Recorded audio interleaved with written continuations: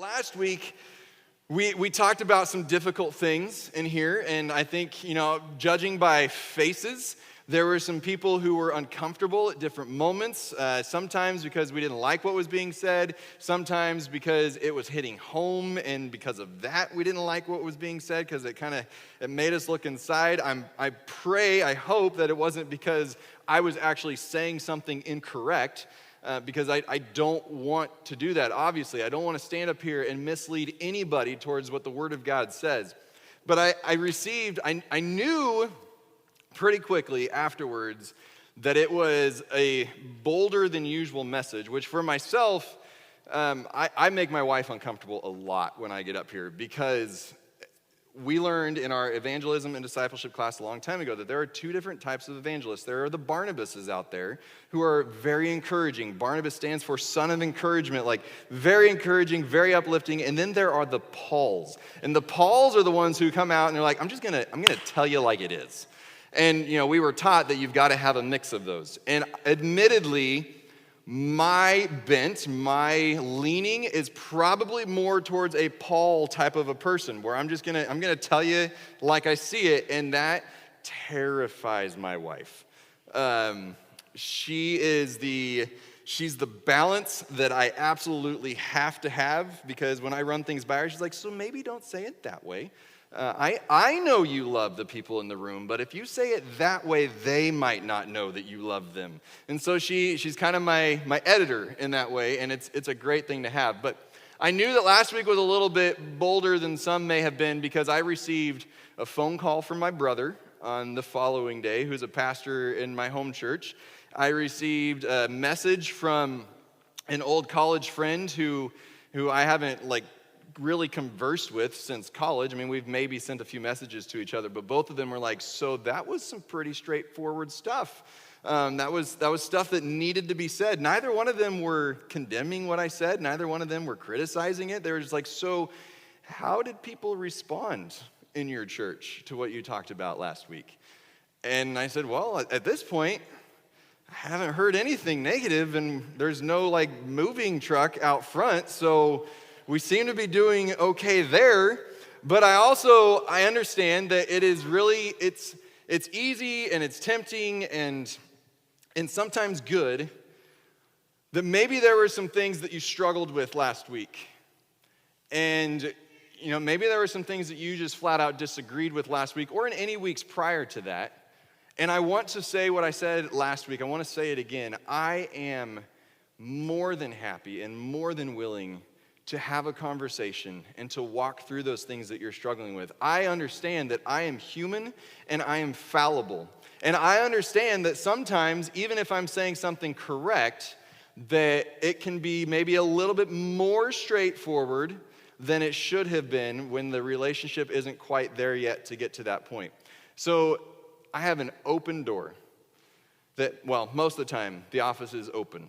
That if you would like to just talk about things, I am more than happy to do that, and I would love to do that. This is not I said it, and that settles it, and you just got to deal with it type of a thing. I want us to have conversations. I want us to be able to be open with one another.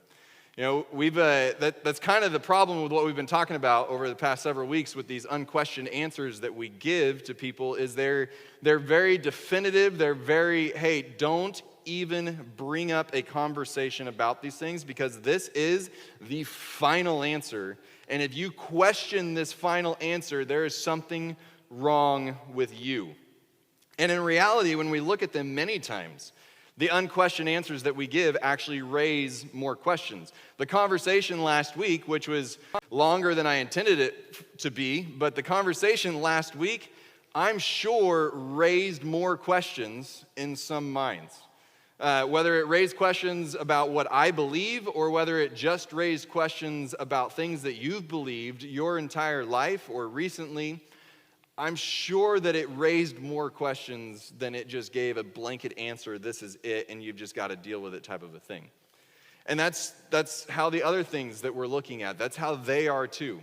You know, I keep bringing up this idea of our unquestioned answer that we love to go to in the church in so many different settings is God is good all the time, and all the time God is good. And we just say that's the blanket answer, but it brings up questions in people's mind. Now, I'm going to tell you, before we're done with this conversation of unquestioned answers, I will talk about that one. Because I don't want to just keep putting, hey, I'm going to put doubt in your mind about whether or not this is true. I believe that statement to be true. I just believe it to be a little bit incomplete and not able to fully answer the questions that people have. That's the issue with the unquestioned answers.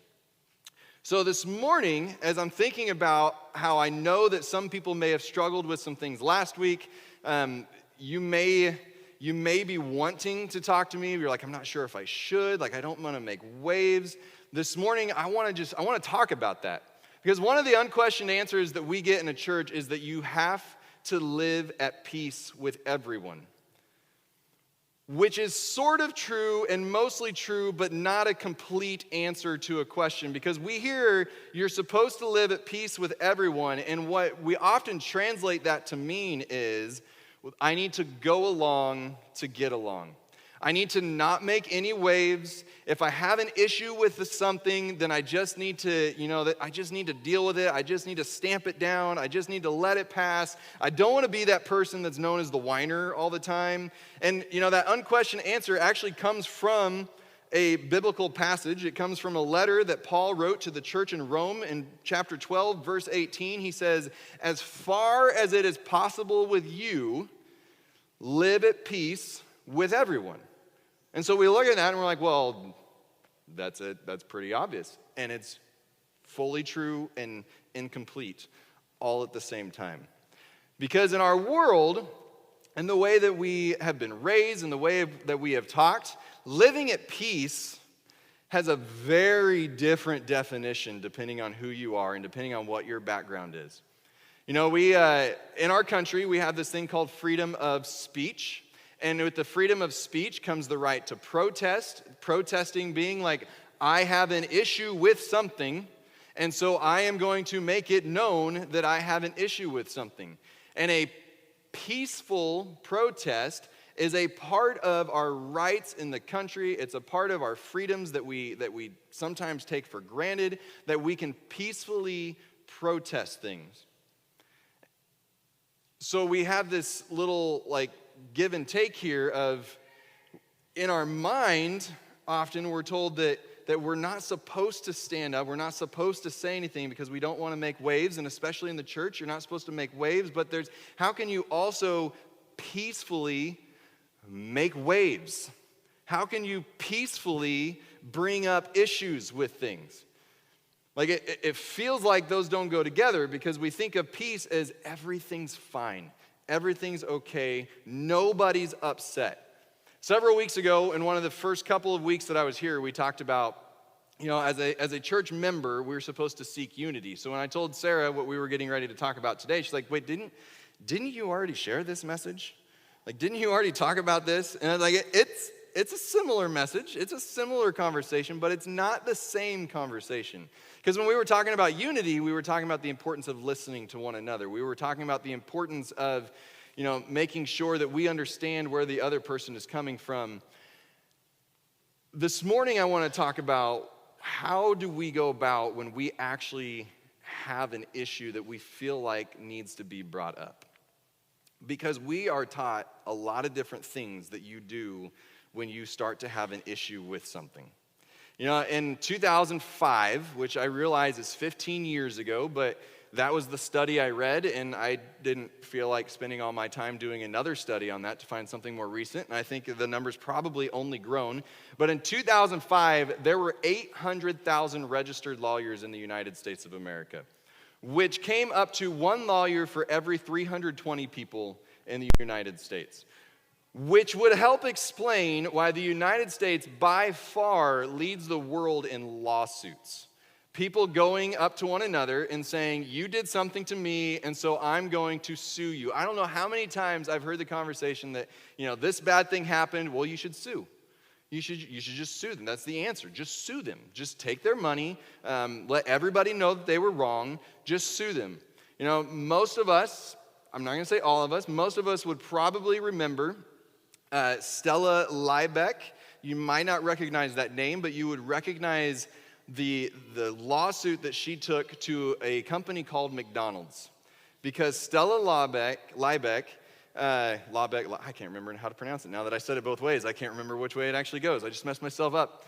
She spilled coffee on herself, and it burned her. And so she sued McDonald's, and she got just bashed in the media, bashed by, if we had social media heavy back then, it would have been all over social media that she was torn down for this. And there were those who were saying, yeah, that's exactly what you got to do. Take it to McDonald's. And then there were others going, you spilled the coffee on yourself. Why? Like, did you not know it was going to be hot? And then there were the very few people in the middle that were like, well, there is some liability on McDonald's part here, and there is some liability on her part over here. But now, as a result of this, she walked away with $2.9 million and a lifetime of scars on her lap.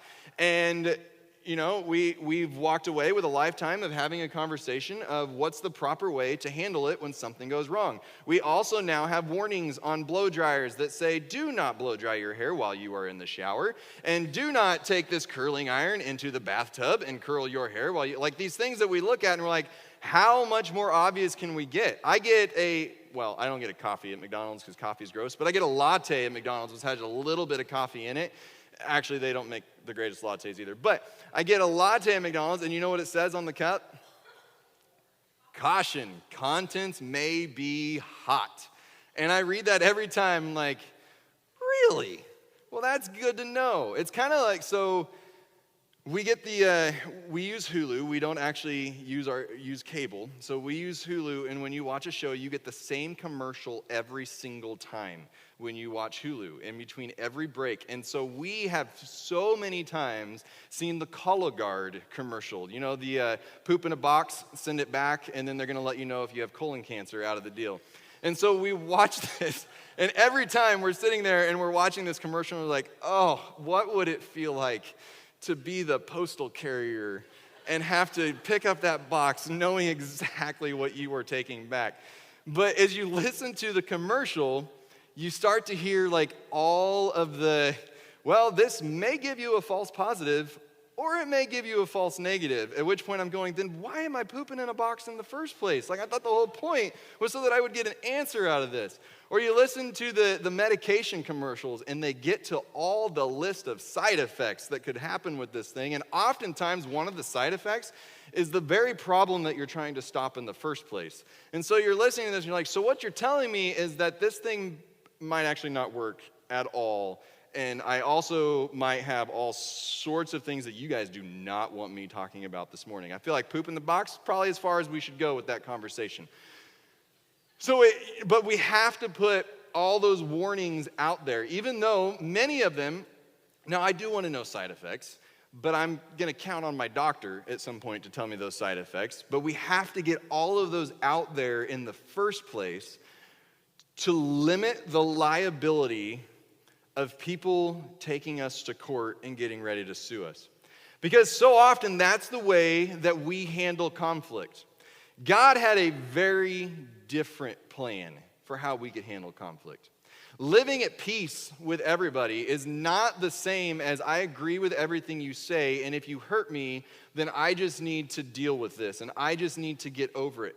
What happens when we do that is that eventually it piles up, and it piles up, and it piles up till we get to this breaking point where we just go off on the person that we're talking to. Or it gets to this breaking point where, and I'm talking in the church setting right now, we get to this breaking point where we're like, forget it, everybody in that church is against me, I'm out of here. When in reality, you had an issue with one person that you didn't handle, and you just let it get worse and worse and worse. It destroys relationships.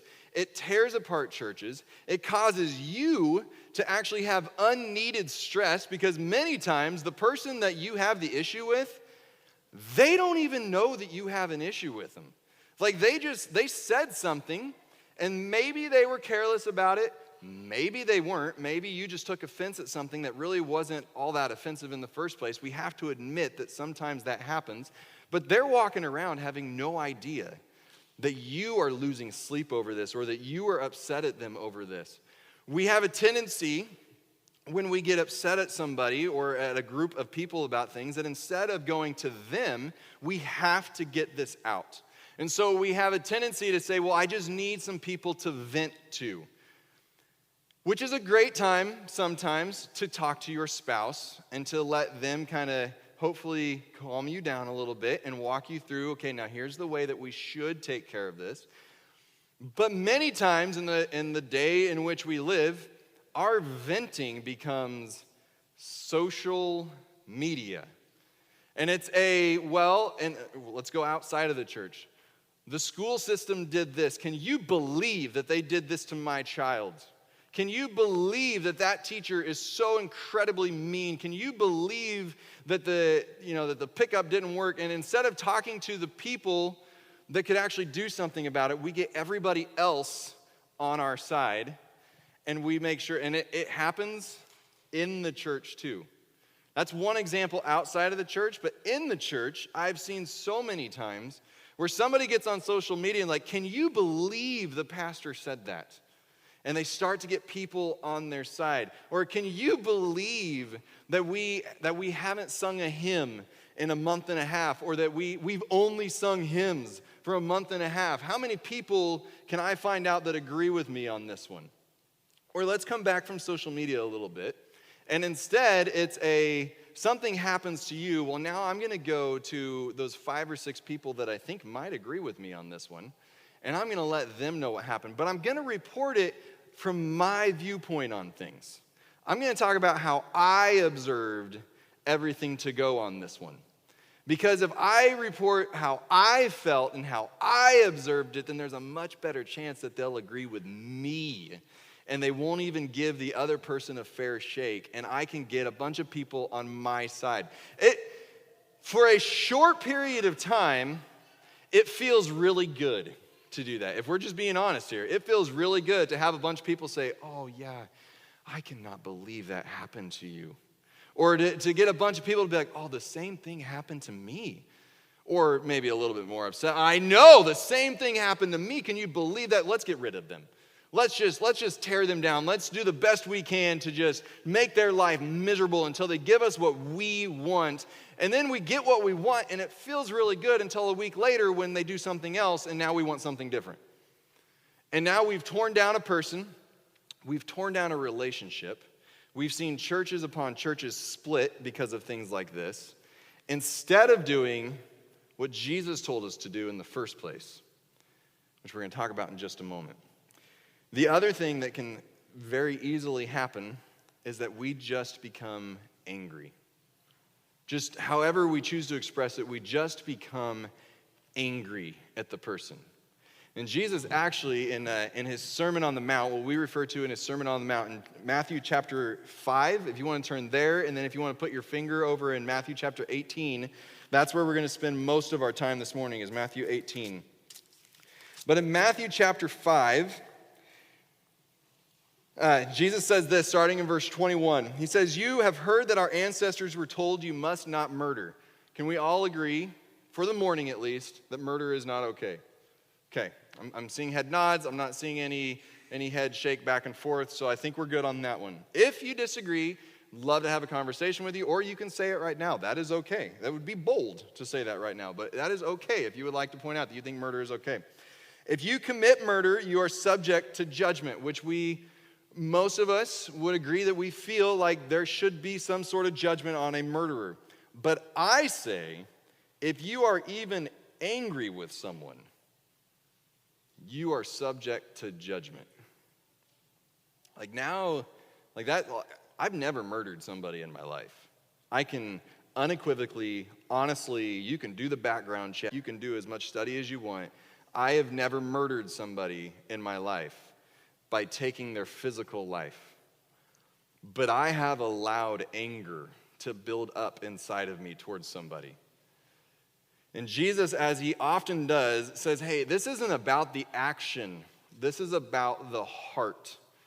And if you're harboring this inside of you, you are prone to judgment. You will receive judgment also. Not from your neighbors, not from the person sitting down the pew from you. You will receive judgment from me when I come back again. Let that sink in just how big of a deal Jesus just said it is when we hold anger towards somebody in our hearts. He compared it to murder. That's how big of a deal it is to him. If you call someone an idiot, who's ever called somebody an idiot? My hand's up. Nobody wants to admit it, huh? Okay, now we got a few more people like, yes, I've done that. I don't want to admit that right now because I have a feeling something bad's going to come next. You are in danger of being brought before the court, and if you curse someone, you are in dangers of the fires of hell. Oh, like, would it not be so much easier if we just ignored the red letters in our Bibles? Don't you kind of feel that way sometimes? Like, oh, it would be so much easier if I just went with what I wanted it to say. Except that we know that it really wouldn't. Because we would get temporary satisfaction and we would get temporary happiness, and then a week later we would repeat the whole cycle all over again. Jesus is trying to let us know, like, hey, this is how you can actually have the best life, the life that I planned for you to have in the first place. And it comes down to looking inside your heart. Now he starts giving us the instruction on how to handle this. So if you are presenting a sacrifice at the altar in the temple and you suddenly remember that someone has something against you, leave your sacrifice there at the altar. Go and be reconciled to that person. Then come and offer your sacrifice to God. Now, obviously, we don't bring sacrifices in the way that they brought sacrifices to the altar, but just real quick, I'm going to hit on this. For them to bring a sacrifice to the altar may have meant that they traveled an entire day to get there. And then they're sitting there at the altar, and Jesus is saying, if you're there and you remember that something has something against you, and I would say it's implied if you remember that you are holding something against somebody else, he says, leave it at the altar that you've traveled a day to get to and go take care of it now. He tells us if we've got an issue with somebody, to take care of it quickly. Don't let this continue to linger inside of you. Don't let this continue for any longer than it already has. Go take care of this. But how do we take care of this? Because we've tried a lot of different ways to take care of it. We try in the United States to take care of it by suing people left and right. We try to take care of it by jumping on social media. We try to take care of it by texting or calling our buddies and seeing if we can get them on our side and seeing if they feel the same way. We've tried to take care of it in all these different ways. Well, in Matthew 18, if you want to flip over there, Jesus tells us something a little bit different in the method of how to take care of this. Starting in verse 15, he says, if another believer sins against you, so if another believer does something that causes you offense, that causes you pain, then this is what you do. Go privately and point out the offense. Now, I want us to step back just one step from here because I believe that there's another step that Jesus talks about at different times where first you need to deal with yourself. First, you need to look inside and be like, is this really something that I should be holding on to in the first place? Is this something that I need to just let go of? Is this something, what was their intent behind it? Which we can't fully judge, and I understand that. That's why you're going to have a conversation with them in the next step. But for now, am I overreacting to this?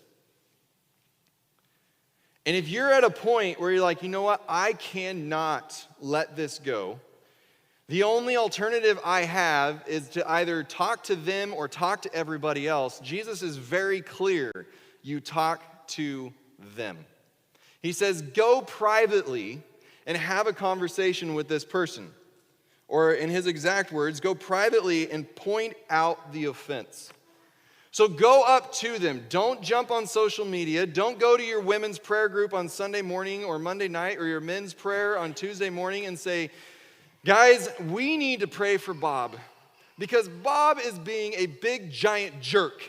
And this is what he's doing, and so we need to pray for him. Don't turn prayer into a time to gossip so that you can get, guys, I need to handle my coworker because my coworker is a horrible human being that does all of these things wrong all the time. So please pray for me to know how to handle this horrible human being that does things wrong all the time. Now, if you want to go in and say, hey, I would like prayer for handling a situation that I feel like God is putting on my heart that I need to handle without giving all the details as to how the other person is a horrible human being and needs to fix all the things that they're doing wrong, then by all means, ask for prayer. But you don't pull the other person down in the midst of your prayer request. You go privately to them. And I would say you go face to face with them.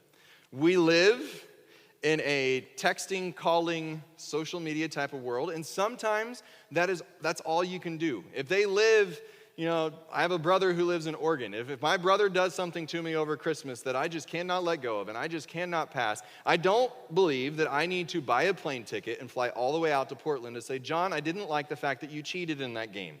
Like there are some extremes here that we don't need to go go face to face. But when possible, face to face, and this is from I'm not a counselor, but I've read books that counselors have written. Face to face does so much better for understanding the emotional aspect of a conversation.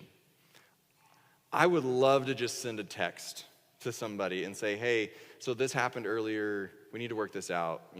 That's probably not how I would actually send a text, but hopefully you're getting the point behind the text. I would love to just go through it that way, but the problem is that a text can sound really, really angry or judgmental or accusatory, even when in reality you feel great and you're just wanting to talk about something. We love to put the little smiley face emoji at the end of everything just so everyone knows, like, hey, this is a really, really horrible thing that you've done to me, but I love you, smiley face. Like we put that on there to try and deaden the impact of what we're saying, whereas if we would just talk to them face to face, then they would actually just be able to see what we're feeling at that point. Now, in the day and age in which we live, face to face might mean 6 feet away so that you can actually take down the mask and you can see each other's faces, but it's still so much more effective than text or Facebook Messenger or Instagram or whatever it is. It's even more effective than a phone call, although I would say the phone call is probably a little bit better than the text. Because on the text, we can also sit there and stew over it for 15 to 20 minutes so that we can form the perfect comeback. Like, oh, this person thinks I hurt them that time. Well, wait till they hear this one coming in. Because I just waited 15 minutes to come up with it. I'm going to show them. In a conversation, you just have to respond. And sometimes that hurts. And we have to continue to work through it. Sometimes we need a break. I get that. Yep. But we talk about it face to face and we talk about it one-on-one. He says, go privately to the person and talk about the offense that they brought to you.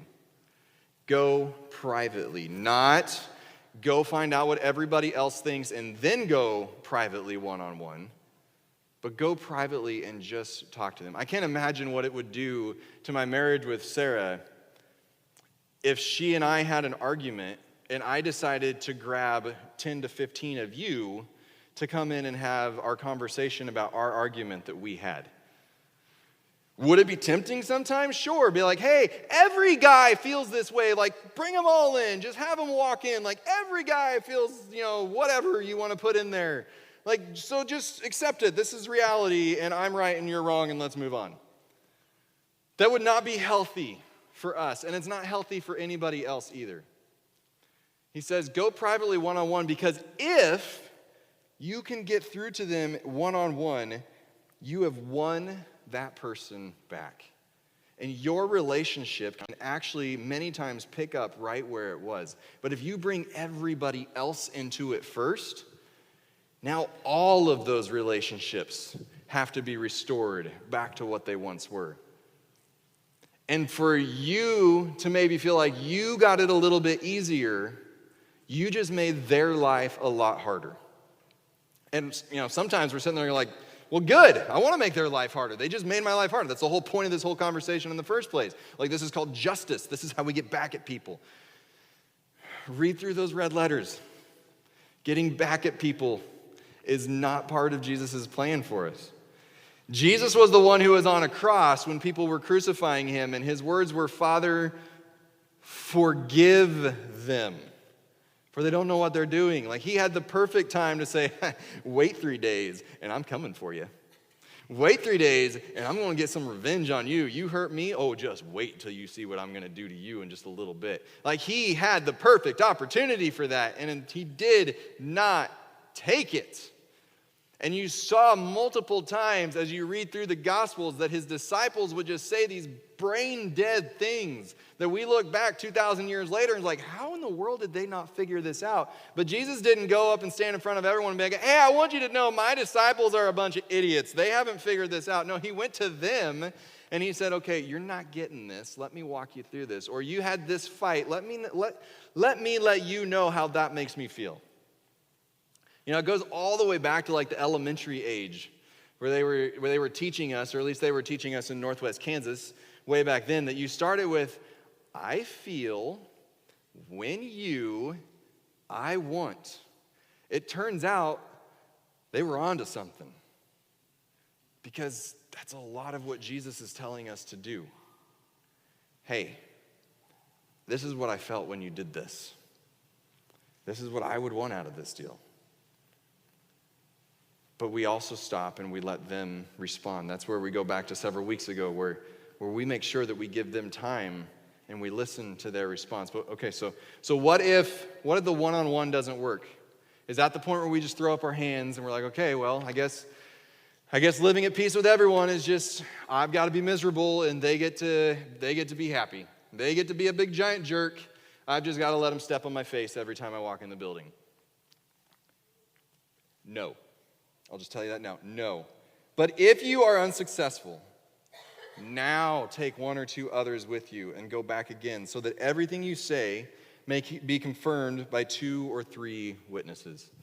And I want to just put in a little bit here that I believe, again, lines up with the rest of what Jesus has taught us. That when we say we take 2 or 3 people with us, it doesn't mean that we necessarily go grab our 2 or 3 best buddies who are going to have my back no matter what. It means we take 2 or 3 people with us who are actually going to be willing to listen to both people and who can kind of play mediator so that as we're getting heated and we're throwing barbs at each other, they can be like, whoa, that's not how we do this. But they can hear the responses. They can hear the things that are said. I don't know how many times parents get to play the role of mediator. They are the 2 or 3 that get pulled into the sibling fight. And how many times have you, as a parent, if you have children, sat there and be like, are you listening to your sibling? Like, are you actually listening to anything they say, or are you just trying to make sure that you're being heard right now? But I also know that as a parent, sometimes I have to look at one of my daughters. Judah, not so much at this point because he's 2.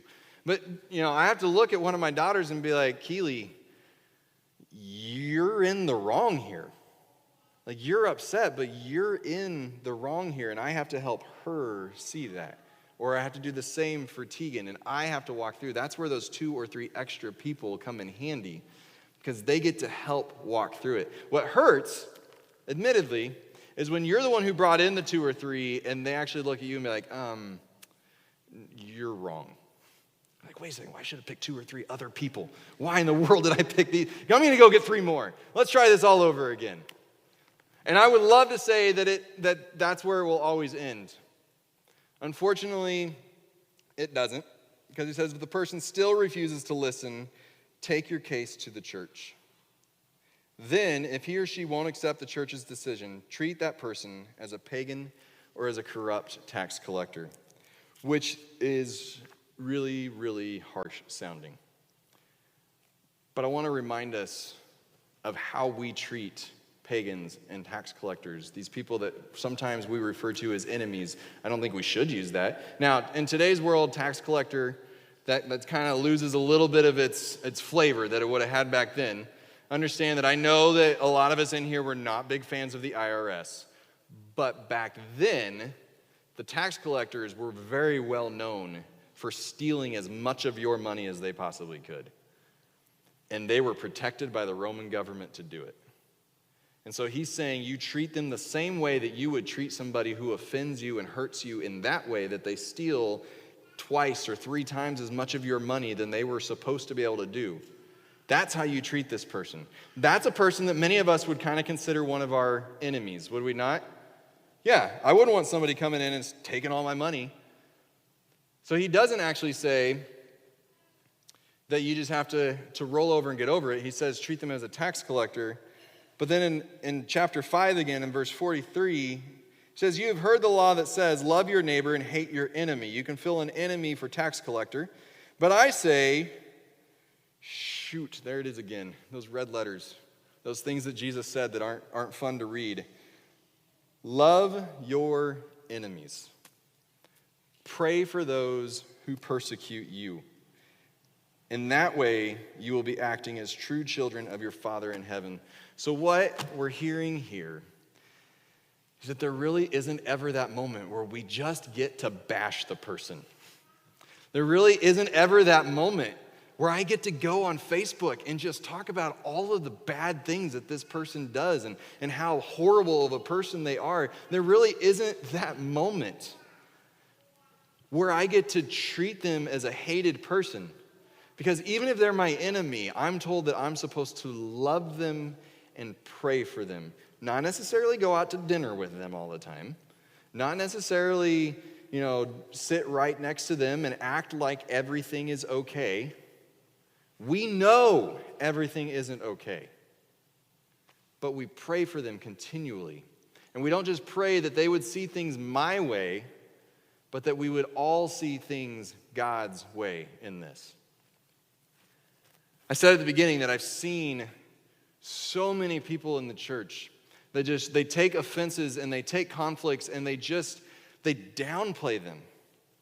Or they act like they're not there, or we're not gonna handle this, we're not gonna deal with this because we're told that we're supposed to live at peace with everybody.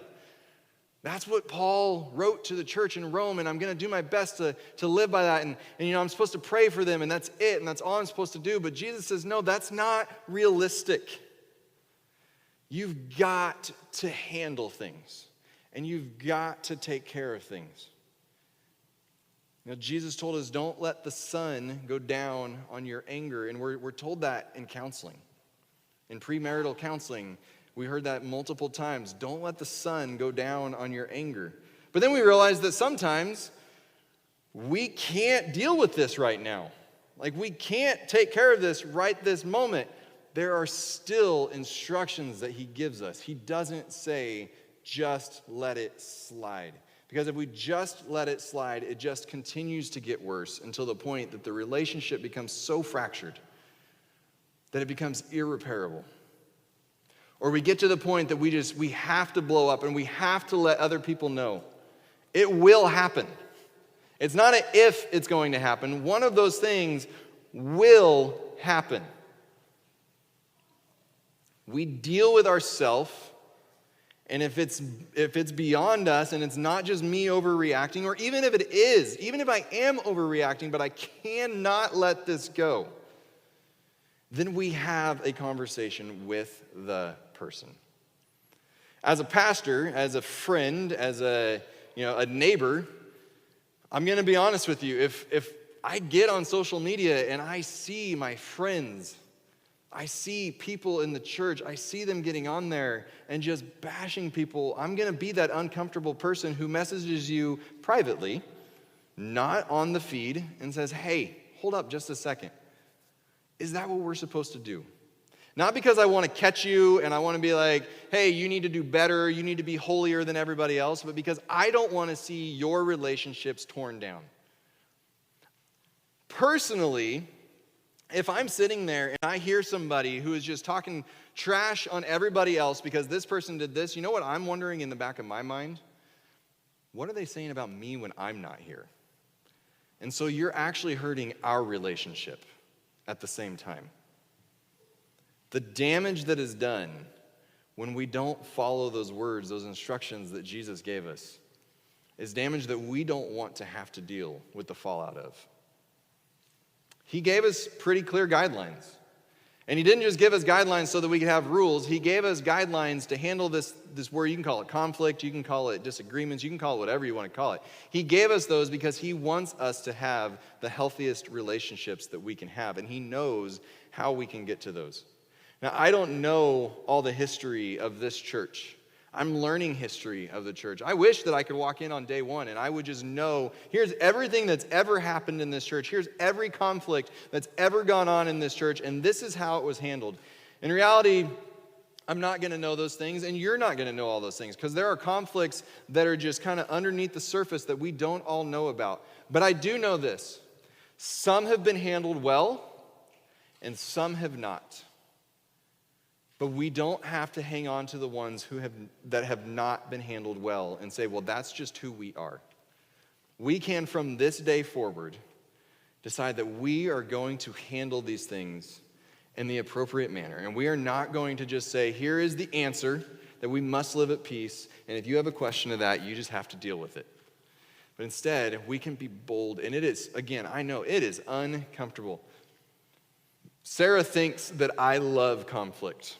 She does. Like there have been times where I've come home and like I've had a conversation with somebody that was kind of like this, and I'm juiced. I'm like, yeah, this feels good. But it's not because I got to argue with somebody, and it's not because I got in a few good ones on somebody. It's because I know that when we're having that conversation, we're actually getting somewhere, and we're taking care of things, and we're taking care of our relationship. Now, for a little while, the relationship might feel worse, but in the long run, I'm sitting there and I'm going, I know this is going to make things better in our relationship because we did what Jesus told us to do.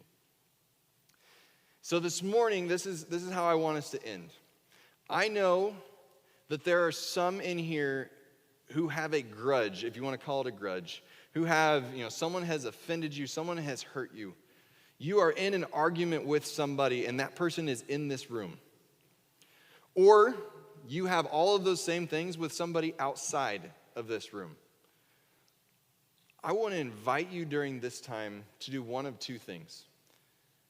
We're going to actually sing a song that says, "Oh, come to the altar." And I'm going to invite you that if you have something like that going on, to come to the altar and lay that down before Jesus and say, hey, I haven't handled this the way that I should, but I want to. And so I need to deal with myself. And Jesus, I need you to show me how to deal with the other person. If the person is in the room, I'm going to not say you have to do this by any means. Obviously, I can't do that anyway. And there may be some conflicts that this is not the time or the place to handle them. But if you feel like the Spirit is putting on you, take care of that now. I can only speak for myself. I wish that I could speak for everybody, but I can't. I can speak for myself and say, I am not going to look at you walking up to that person and say, ooh, I wonder what they're dealing with. Somebody might. Let's just be real. There's humans in this room. Somebody might think that, but you know what? Here's what I would say if that was me. So what? If you're doing what it is that Christ is telling you to do, and you're handling something that you haven't handled that needs to be taken care of, so what? Let them think. Let them talk. Take care of it. Take that uncomfortable step and take care of it. If you're not to that point, that's okay. We have these spots right up here. You can sit in your seat and you can pray in your seat. The altar itself, I'm not going to say that it doesn't matter, because it does. I believe that the altar is our way of saying, God, I am willing to take that step. And I am willing to be a little bit uncomfortable and come up here and take care of this rather than the safety of my seat. Because following Jesus it's anything but safe. I'm willing to do that. So the altars matter. But you can take care of it in your seat too. But don't walk out of here today still holding something against somebody without at least having the conversation with Jesus of how can I take care of this. I understand that sometimes you're going to have the conversations with somebody, it's not going to get resolved. And they're going to continue to hurt you. And you're going to have to continue on a cycle. And there may be conversations that go beyond today in this. I want you to know that your family is here for you. Not for you to gossip, but your family is here for you. For some, the person that you have an issue with might actually not be alive anymore. And you have to figure out a way to let that go. And that's why next week, Megan's going to stand up here and we're going to talk about that wonderful word that starts with F called forgiveness. Because in the midst of all this, what we haven't talked about this morning is we have to forgive. So whether you want to come to the altar, whether you need to find somebody this morning, whether you need to sit in your seat, whether you're at a point where you're like, I think I can actually stand up and I can sing at this point. You do what the Spirit is telling you to do this morning, but don't ignore the Spirit.